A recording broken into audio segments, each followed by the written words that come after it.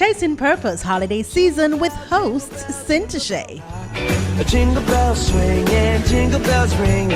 Who is ready for 2022? Who can even believe that we're about to leave 2021 behind? How are we finishing up this year strong? And as we prepare to usher 2022 in, what are some of our aspirations? What are some of our intentions? And how are we going to achieve them? It is indeed the most wonderful time of the year for some of us, and also a dreaded time of the year. Christmas shopping, braving the crowds to find the best deals, all while trying not to break the bank.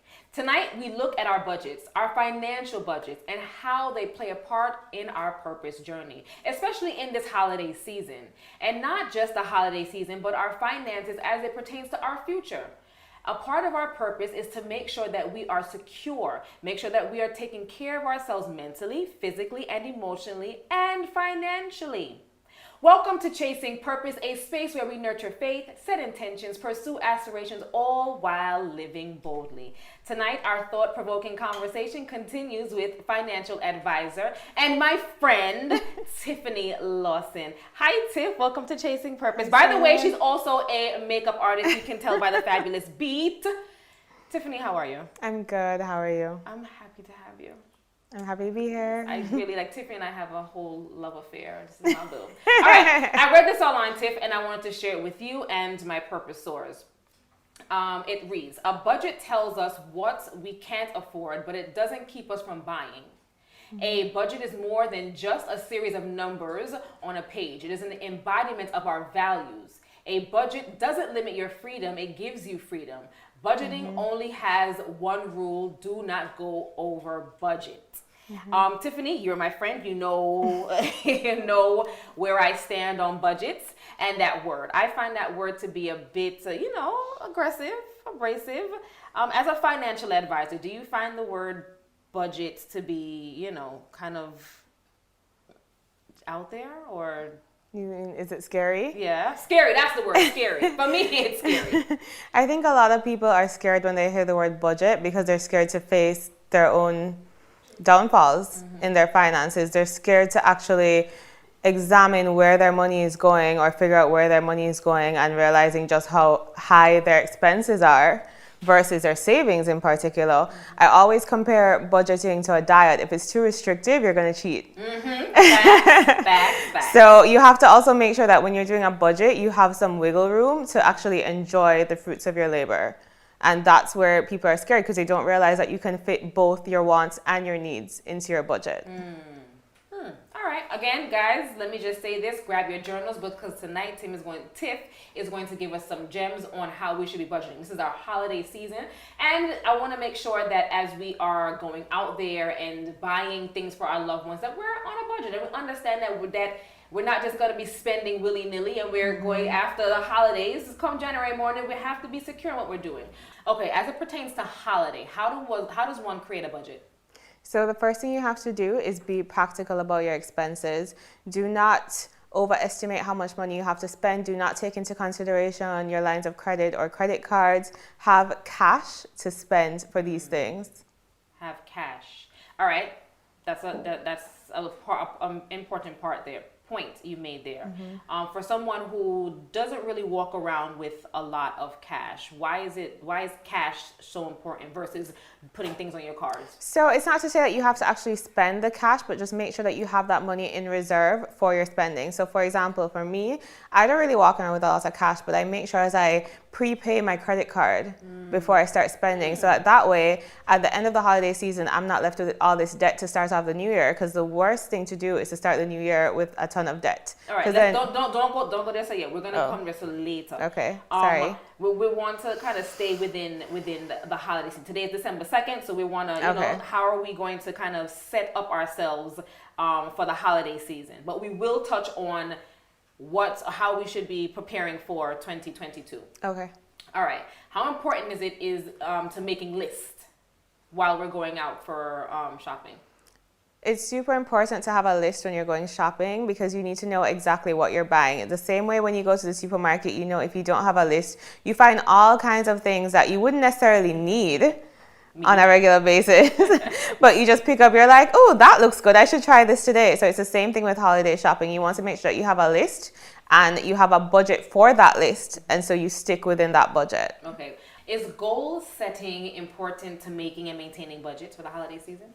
I would say yes and no. So you don't really set a goal to spend a certain amount of money or maintain your finances throughout the holiday season. What you're more thinking about is after the holiday season. How are you going to survive? The goal really is to not struggle after the holidays. Right. Major key out there, guys. What habits should we be forming when it comes to budgeting? Just good financial management on a whole. When it comes to budgeting, you have to approach it as just like a lifestyle. So you don't want it to be too restricted that you have to think about it every step of the way. But like, for example, me, I've been budgeting for so long that I no longer think about things. At the beginning of the month, I'm like, okay, I know exactly where all my money is going. Everything is accounted for. I have reserve funds, emergency funds should anything pop up.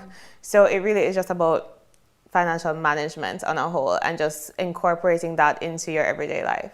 You touched on something that is important. I think a lot of young adults, maybe just adults on a whole, don't really think about having like an emergency fund because things happen. You don't sit down and say, look, I'm going to break my finger or whatever it is, like throw out a ligament or tear a ligament rather, like I did. Those are the things that we should be. That's where the emergency funds come in. So how does one prepare for emergency funds? What do you do? How much money should you put into maybe in your sock, in a bank, wherever you're saving money? How much money should that be? So ideally, you should have at least 6 months worth of expenses in an account for emergencies. And that can go from anything from a health emergency to if you have to drive to work, you have to think about, should you bust your tire or your car battery dies. Those are things that don't happen on a monthly basis, but if it does happen, it's very detrimental to your well-being that it has to be fixed. So you want to at least have 6 months of expenses. I know it's scary to think about at first, but I always tell clients, set a goal, set a primary goal. So if it's 1,000 US or 100,000 Jamaican dollars, that's the goal. And then from there, you start to build that up to being 3 months worth of expenses, and then from there 6 months worth of expenses. That's a major key, guys. I hope you're journaling. So let's talk about budgeting as it pertains to these different individuals. So we have the bachelor, the bachelorette. We have the newlyweds. They're about to have a baby, and our parents about to be empty nesters. How do they set a budget? They would have to first look at their expenses, especially for retired persons. You more have to think about, or people heading towards retirement. So empty nesters, for example, they have to think about, okay, now we don't have the expenses of children around, but retirement is right around the corner. How much money am I going to need to retire? What are my monthly expenses going to be like once I stop getting a paycheck every month? And how am I going to make that stretch? Okay, and the bachelor and the bachelorette? Planning for the future as well. So bachelors and bachelorettes, they might want to own a home one day. They might want to upgrade their car. They might want to buy a second property if they already have one for investment purposes. They might want to start a family. I tell people all the time, a family has to be factored into your budget. If you want to have children, you have to factor that into your budget because you as a parent must know that your budget shifts drastically once you have a child in the mix. I mean, a prime example is if I want a handbag, I can cut down my food budget and live on crackers and tea for a month. Whereas when you have a child, you can't do that. A child needs proper food. They need to be nourished. They need to be clothed. And, it's something that you have to really take into consideration. So I always say it's better to prepare from before to expect those future costs within your budget. All right. Tiff, as we look to 2022, what are some things you suggest us implementing? The first thing is definitely a budget. I feel like so many people do not have a budget, and I always say the best way to start budgeting is to take an entire month and keep track of every single dollar, keep track of every receipt, know where your money is going, because you have to know where your money is going before you start trying to figure out what to do with your money. As you talk about every receipt, I remember the other day, my cousin saw me throwing away my receipts and had a whole fit. Why? And started yelling, why are you not keeping your receipts? You need to. And I'm like, why is it so important to have a receipt? I think it's only important to keep your receipts for tracking your finances. And this is cash. It doesn't. Cash receipts. It doesn't necessarily mean that you card need to hold on to every single receipt. There's also a timeline. Then you have to think about. I mean, are you filing these things in your taxes? Right. Why are you holding on to the receipts? Right. There's some things that don't need to be kept track of. So if it is something that is already placed in your budget, for example, you go to the pharmacy to pick up body wash, but that was already in your grocery budget. So you don't necessarily have to hold on to that receipt. Okay. But the other things, as far as like your cash receipts, and I toy with the idea, or I have a hard time keeping track of my cash receipts versus the credit card, debit card. I guess the one thing that I can say is the cash receipts are important to hold on to, but the debit, credit card, for persons like me who I hate paper in my bag, I just want to throw things away. Yeah. The cash receipts are more important to hold on to for accounting purposes when you're going to file your taxes versus the debit card ones, because you can just pull them up on your statement. Exactly. Yeah. Also, I don't like keeping paper around either. So what I do is, as soon as I get a receipt, I go in the notes app on my phone and I scan it as a document and save it. Okay. So that way, because receipts fade. Yeah, that's true. So imagine you're holding on to a receipt for a year and there's nothing left on the receipt by the time you're ready to file your taxes. Then it's pointless. All right. So we're talking about budgeting on purpose, about holiday. This is our holiday season, but we're also looking to 2022 and beyond, right? It's important that we're on this journey of purpose, that we're not just making sure that we're together mentally, physically, and emotionally, but financially. It's a thing. We have to spend money, and if it made me like to look good, and so does my kid. Okay, so we're talking about budgeting. Multiple sources of income versus single. What are your thoughts on that? I think one source of income is too close to zero. Yeah. Ooh, you heard that? And with the head nod. Did you get that? Say that again. One source of income is too close to zero. Yes. Tell me about that. Let's expand on that. I feel like, especially if you work for someone and you are not an entrepreneur, it is anyone can lose their job. True.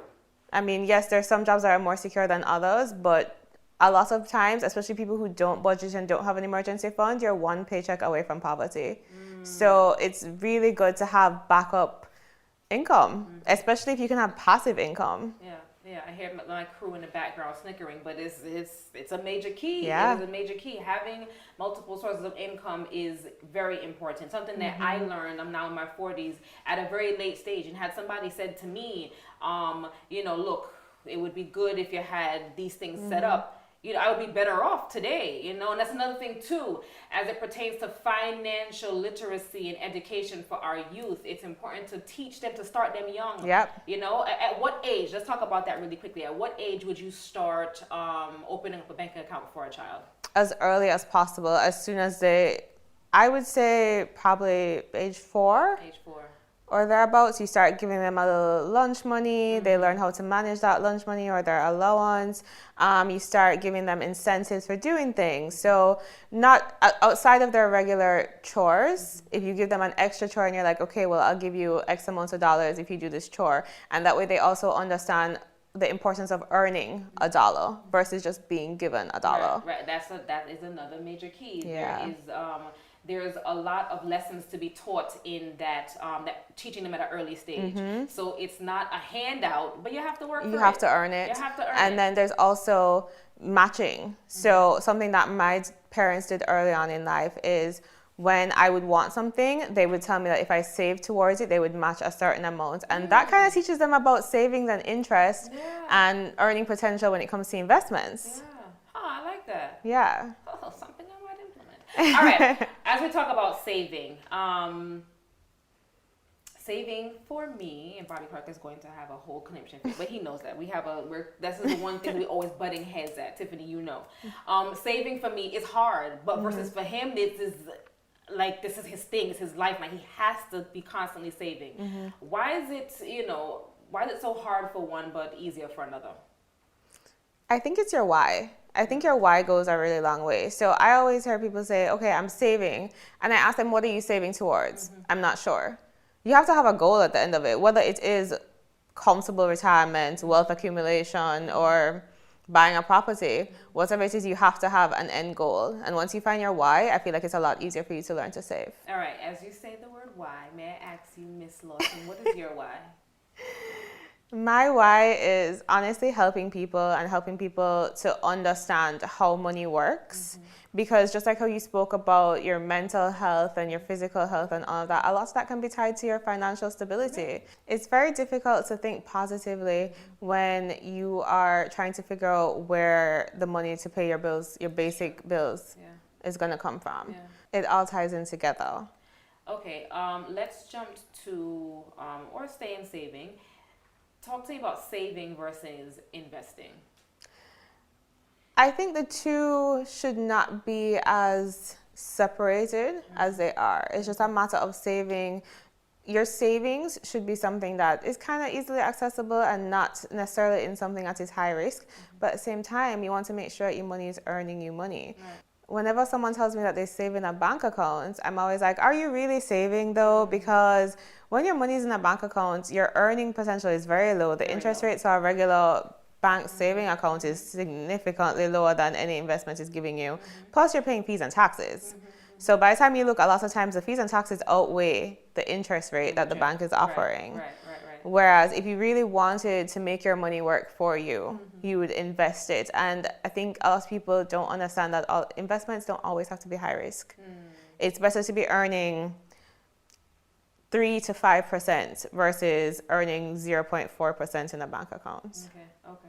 So we have to be looking into investing, guys. It's something that I recently got into with the help of Miss Tiff here, who drugged me kicking and screaming. Because again, it just wasn't me. I was not educated about what investing was and even where I should put my money. I do want to shout out really quickly Alcian Roach, the CG to the New York tri-state area and beyond. She was one of the first persons that helped me with investing too on that side. So investing is very it's accessible, it's attainable too. I think a lot of people don't think that investing is attainable. It's a scary word for persons, especially young people, you know, coming up investing. Them barely have money to put a little gas in them car, much less to invest. But it is something that is doable. I am a testament, guys. So Tiff, creating a budget is one thing, but how can we stay on budget during this holiday season? You, of all persons, know me, and just know that I believe that we were out somewhere one day shopping for Jade's teachers or something. It was holiday, and I was gonna buy something extra. Yes, I think you either dragged my hand or said no. How is it that we can stay on budget?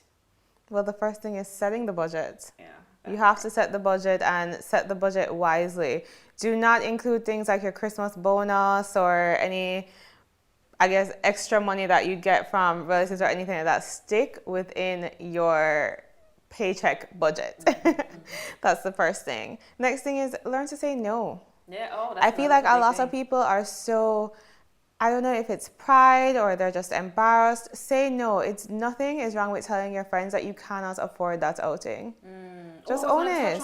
Yeah, just own it. Yeah. Just stand your ground and be like, I can't afford it. Do not overextend yourself because life has to live after New Year, after Christmas. Rent is due after Christmas. Things and it's coming from that same paycheck. So please remember that you get paid early for December, but that paycheck has to last you till the end of January. Yeah. That part. So you definitely don't want to stay. So constantly remind yourself of that. It's a lot easier to stay in the budget. It's like, okay, if I buy this gift, am I going to be able to pay my rent? Right, yeah. I mean, some people just don't think about that. Before we started to shoot, our very own Sajay said, no, man, just spend the time. Don't worry about it come January. No, that's not. January is like 5 months in one. Right, yeah. No, right. It is the longest month because it is the tightest financial month. Yeah, no, it's true because that is the month where pretty much everything slows down, right? Yeah. And people are just recouping back from what was spent in the holiday season. So important, guys, budget. What are some mistakes you see people make during the holiday season when it comes to spending? Abusing their credit card limit. For sure.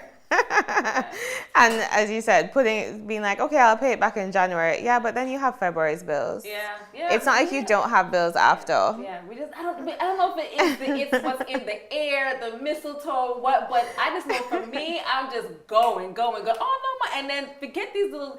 You know what? These people know how to market. I'm a sucker for marketing, and then you know what I'm a sucker for too. When I'm in the queue, these little down. You see how when you go to these little things that they have, like Sephora, for instance. Oh my gosh, the checkout when you're standing in the line, you find all these things. Once again, the importance of having a list. Yes, because how tempting is it as you're going through the queue? It is very tempting. Oh, this is just $5. No, it adds up. It adds up. It adds up.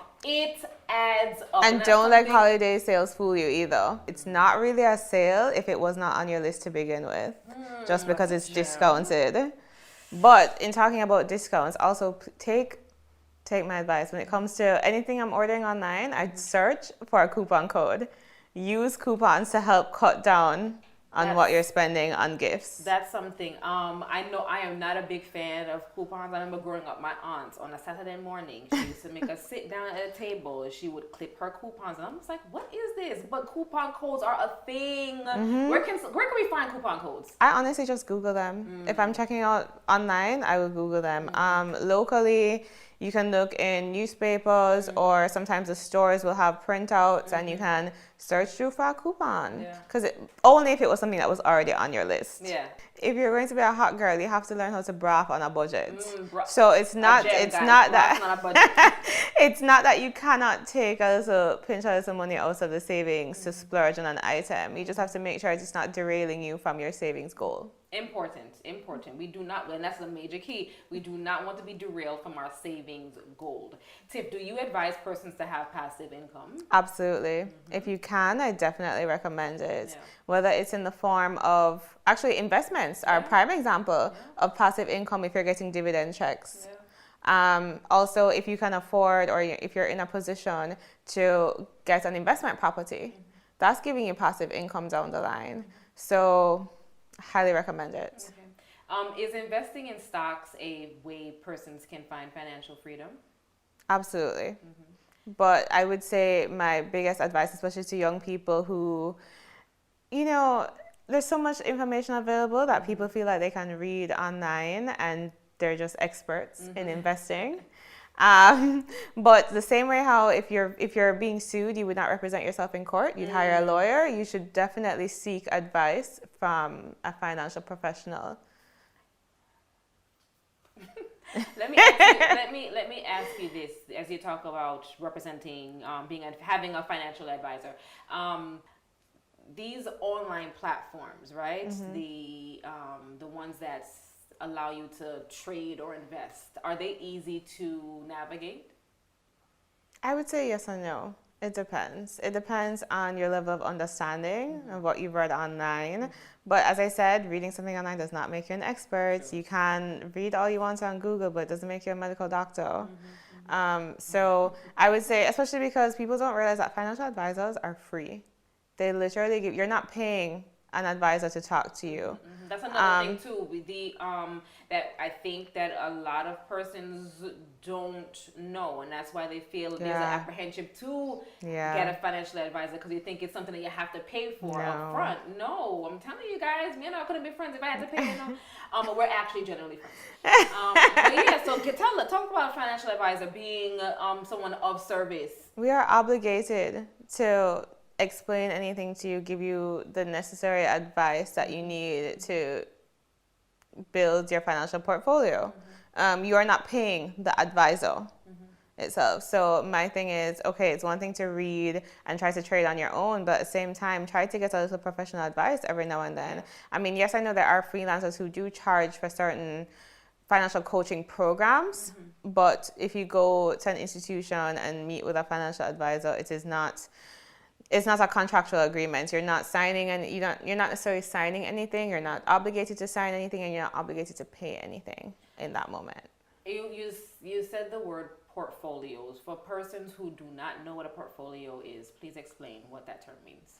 Okay, so your financial portfolio is just everything. It encompasses like all of your finances. So everything from retirement planning, your pension, savings, investments, insurance, emergency fund, it all goes into your financial portfolio, or it's all a part of your financial portfolio. There's also this term diversified portfolio. What does that mean? It basically means not putting all your eggs in one basket. So you want to make sure that you have a little bit of everything in your financial portfolio. So for example, I would say a poorly diversified portfolio would be having all this stock but only one company. Or only thinking about stocks and not thinking about how you're going to protect that wealth with insurance. Okay. All right, Tiff. 5 tips for preparing for the new year. 1, create a budget. 2, stick to that budget. 3, make sure that you actually have a financial portfolio started and that your financial portfolio takes into consideration your current situation as well as your goals for the future. 4, learn proper money management. Which, I mean, budgeting is a part of that, but I mean, it also entails like spending, trying to figure out what your needs are versus your wants, all of that. And 5, start an emergency fund. That's important. Yeah. That's something I've learned in the past few years is starting an emergency fund is very, very critical. And I must say again, kudos to our financial advisor and Mr. Clark for continuing to keep the Clarks on, oh Lord, a tight leash. All right.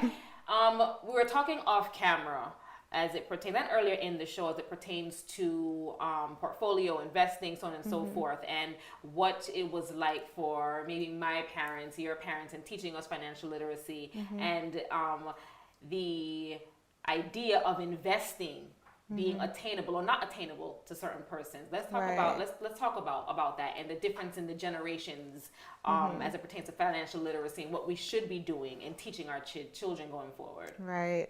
So the first thing is that information availability.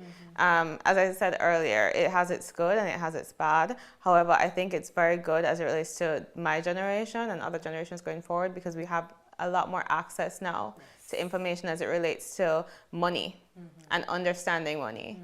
The next thing is, I think a lot of people are scared or traumatized from experiences from the past. So on one hand, you have people who they were taught that investments are only available to rich people. A lot of people feel like they can't start investing or they can't think about their financial portfolio at all because they don't have enough money. When really and truly, you should be preparing for when you get more money, right? But it really was something that was considered to be reserved for wealthier families as well as a certain class of people, a certain wealth category of people. Whereas now we more realize that even with the smallest amount of money, you can, even if it's $1,000, Jamaica that is, you can buy shares in a company. And that's a major key. I don't think a lot of people know that something as small as $1,000 you can invest. That's great to know. Yep. And another thing is that there were a lot of I would call them schemes, and pyramid schemes and such that were available to previous generations, and a lot of people lost a lot of money. And once again, it goes right back to having a diverse portfolio and not putting all your eggs in one basket. The thing is that because that was all that people thought was available because they didn't know any better, a lot of them, they put all their eggs in one basket and put all their money into a lot of these schemes and ended up losing a lot of money, and that has traumatized a lot of parents, including mine, and they have passed on that trauma to their children, and it makes them very hesitant to invest any money at all. That word trauma, it can be found anywhere, emotionally, mentally, and apparently financially. But it's true because you're growing up in generations, especially my parents who would have come to the United States from the Caribbean. And that American dream, you're wanting to, you're listening to everything everybody's telling you. So you get hoodwinked. I mean, the same thing is happening today. Look at all this scamming that's coming on. It's happening with a different look or name to it. So it is something that we have to be very, very cognizant about. Knowledge is key. Finding the right person, just like, you know, when you're talking to a therapist, you have to find the right financial advisor. Yeah. And I'll tell you, I wasn't an easy client for Tiffany. Tiffany can tell you, men are still cuss. Okay, it's almost like a marriage. You know, it's a relationship. It's a long-term relationship that you have with your financial advisor. You're spending money. I ask Tiffany how much time you and our cost. Okay, this is money, the hard-earned money that you know we're all working for. So it's important that you are looking for the right person, the right fit, as it pertains to financial advising. All right, so Tiff, who is also my friend, let us talk about purpose. You talk so eloquently about finances and you're so versed. This is what you do. Is this your purpose? This is definitely my purpose. Yeah. I have found my purpose. That's brilliant. That's brilliant. And let me ask you this. We also believe here that life gives you cues on your journey about what you're going to be doing. If you can look back, can you see where this was going to be your lifelong dream or passion? Absolutely not. No? I did not know. That's right, because you went to school for medicine. Microbiology. Yes. Yeah. Yes. Wow, that's right. I grew up not paying attention to numbers. I didn't take any accounting classes, no business classes, nothing like that. It was strictly science. Okay. For all of my education. And then I started doing makeup as, you know, a side hustle because I've always been about that money. And somehow along the way, it's so funny, I remember the day so distinctly. Someone asked me to come and do a workshop and to teach at the company I now work at. Them about etiquette.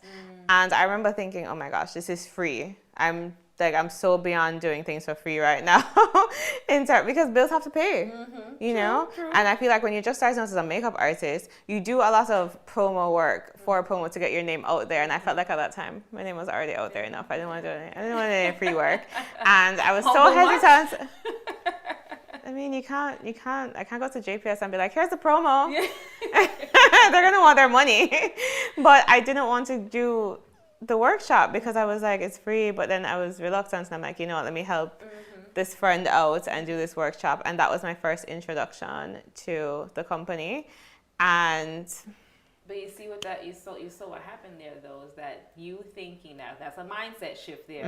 All right, let me go do this thing for free, and now you walked into what you believe now is your purpose. Yeah, and it ended up starting a relationship between myself and that company as it relates to makeup. And then one event that they had, I was like talking to the staff there, and I'm like talking to my current boss actually. Wow. And I was like, you know, I really love this company. Like I would love to work for this company. I love the energy of the company. But I couldn't at the time think of what I would be doing for the company. And so when they approached me and offered me the job, I was like, wait, what? And they approached you? They approached me. I remember I went to the interview. I didn't realize it was an interview. I thought I was going to the office to collect a check or do makeup. I went in leggings and a t-shirt and Crocs. Ooh, and my manager was like, right, so I want to, you know, offer you a job. And I was like, I'm in Crocs in a corporate office. That's okay. That's purpose. That was purpose and favor. Really, I didn't realize that everything was happening to take me to where I am now. Yeah. Because fast forward, I did the courses necessary to get here. There were a lot of hiccups in the road, but I kept being like, okay, I know that God did not put me here to be mediocre because and it's something that I've always strived for excellence, basically. That she does, honey. Yeah. You know what those hiccups were? That was just a transformation. Yeah. Yeah, that was you coming out of that cocoon into that beautiful butterfly in which, I mean, God, these things get me just going. I love that story. You never know when you're going to walk into purpose. I believe if you just look back over my life, you know, I was always going to be in entertainment. I was always going to be doing something around music. I was always going to be in front of a camera. Was I going to be discussing purpose? I had no clue. No purpose. It's just recently now in the past few, maybe 4 or 5 years that this purpose word is something that I'm now singing about. Yeah. But you know, if you just take a look back, you'll never know. But the purpose, I promise you guys, it is there. Tiffany never knew. She didn't understand, but that gift was already placed within her. All right. How are you nurturing your faith? I am. Sorry, I'm getting a little teary-eyed just thinking about. Anyway. All of it. Look here, Yeah. but that's what this is about, Tiff. I'm telling you, that's what this is about. And look here now, God, thank you for showing up in this space. But yeah, this is what this purpose journey is about. Tiffany had no idea that you going in to do that makeup was gonna set you on this path to be your amazing self. And guys, she's amazing. Can we get her tissue? Yes, Lord, this is what chasing purpose is about. Not the makeup. Not the makeup. Not the makeup. Oh my goodness. Whew. Don't worry, girl. Let's try it out. Oh, God, I love this. Thank you. Thank you. No, but real talk, guys. When you take a look back over all that you're doing. Take a look back in your life. Take a look back, and you probably don't have to look too far back, but the purpose is there. The seeds of greatness, they're already within. I promise you, as Tiffany, who you see here, is getting emotional and lamina wamba neither. And I'm so not an emotional person, yeah, so no, this is very strange. And she's not. But this is what this journey is about. Is that transformation. We all are going to go through hiccups. We're all going to go through setbacks. But I promise you, those setbacks are setting you up for something greater, and that is your purpose. The power of purpose, guys. I'm gonna leave it right there, but that is the power of purpose. All right, now we're gonna go to one of my favorite segments of Chasing Purpose. Tiffany, I'm sure that you have seen the Epic Intention cards. Again, I continue to big up my girlfriend Stacey Hines, who is the creator and ideator of the Epic Intention cards. I'm going to hand them to you. You are going to shuffle up the deck. Do not look at the cards, Tiffany Lawson. All you're doing is shuffling up the deck and pulling from anywhere you want. Anywhere you want. Anywhere Pull you from want. the top. Yeah, from the top. All right. I will shuffle up the deck myself here. See it, guys? Shuffling up the deck. I am going to pull from, I want to say middle, end, side. Come on, backstage. What are we doing? Miggle. All right, miggle. You know? All right. Middle. It's in the middle here. All right, cool. Here we are. Here we go. Tiff, you go ahead and read your card. Okay. I am limitless. My mind is a fertile playground filled with thoughts of abundance, new ideas, and limitless possibilities. And let me just tell you guys, just a quick side note. That is Tiffany Lawson, spot on. She is one that is pretty inspirational to me. How she approaches life, how she sees herself. She knows what she wants. She is going after what she wants. And her rich auntie vibes, if anybody follows her, is a thing, guys. So yeah, that sounds about right. You are limitless. You are limitless. All right. I don't think I've ever got maybe I have. I don't want to lie. I think I've gotten a card or two twice, but I've never gotten this one. And it says, I'll just show you the artwork. I'm not sure which camera, but I'll show you the artwork. Very beautifully done. I hold on to what I know to be true. And I think off camera, Ayoka and I were discussing this. I declare and hold my soul's truth steadfast despite the conditions of my outward. No, let me take that back. I declare and hold my soul's truth steadfast despite the conditions of my outer worldly experience. I got a million numbers. I talked about this earlier. Yeah. Oh my goodness, guys, these cards. And just really quickly, this is a holiday season, the Epic Intention cards are a great gift. Tiff, first of all, I love you. I love you too. Tiffany has been one of the persons when I first moved here who became a friend. Yeah, she is my financial advisor, but she became more than that. She continues to be genuine and true to our friendship. She holds me accountable. And especially at the end of the month when it's time for me to pay my bills. Tiff, where can our audience find you? You can find me on Instagram at TiffanySamantha_. You can also find me on LinkedIn, Tiffany Lawson. Let's talk about Beats by Tiff. Hello. And at @BeatsByTiff_ Yes. for makeup. Yeah, for makeup. My very first carnival look was done by Tiffany many years ago. All right. Tiffany, again, thank you for sharing space and time with me. You know, I love you. Thank you for having me. All right, so we jump to our purpose picks. This week's purpose pick is Bella Beauty.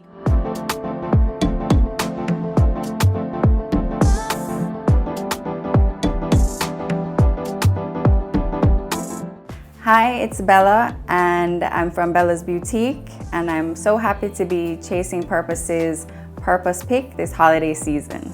I've always been into nails, you know, from I was in high school growing up. I used to do my own nails, just always on point. And it really just came naturally when I was going to UE. It was a side hustle. So when I finished my degree, you know, I tried corporate, didn't work out, and then I was like, I have a thing going. So I just took that seriously. It's been my main business since then, and I started making my own polishes in 2016. That's when I launched them, and they all have Jamaican related names, you know, Jamaica my born and grow, so like that's my passion as well. So when you look for Bella's polishes, people not only look for the colors, but they also look for the names, you know, like one of my favorites is my white, which is cake soap, because you know, cake soap make everything white. And I have, you know, like for this season, it's the Christmas season, so I have colors like sorrel, which is like sorrel color, deep wine, Christmas at home, which is like the perfect sexy green, you know, glitter colors like shimmer, good as gold, you know, they're just on and popping. For this Christmas season, I will be gifting one of my packages. My package is gonna include a red, a green, my white, and I'm coming out with a new hemp peppermint oil just for the Christmas season. My polishes can be found locally in Fontana's island-wide, and internationally. You can check my website, which is www.bellasboutique.com, and you can order them. They will be delivered straight to your door, so nobody will be left out. Happy holidays from Bella's Boutique. Bella, thank you so much for continuing to show up, and you're an awesome entrepreneur.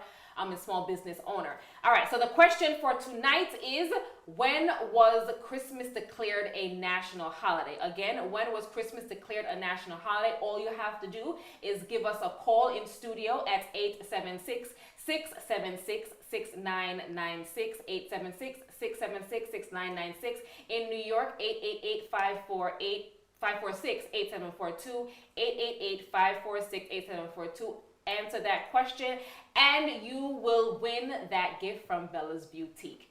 Tonight we spoke about budgeting and budgeting on purpose, but not only do we need to budget about financing, we need to budget about just our check-in on our emotional self, our mental self, budget everything as it pertains to our purpose journey. Thank you for continuing to show up, love, light, and purpose.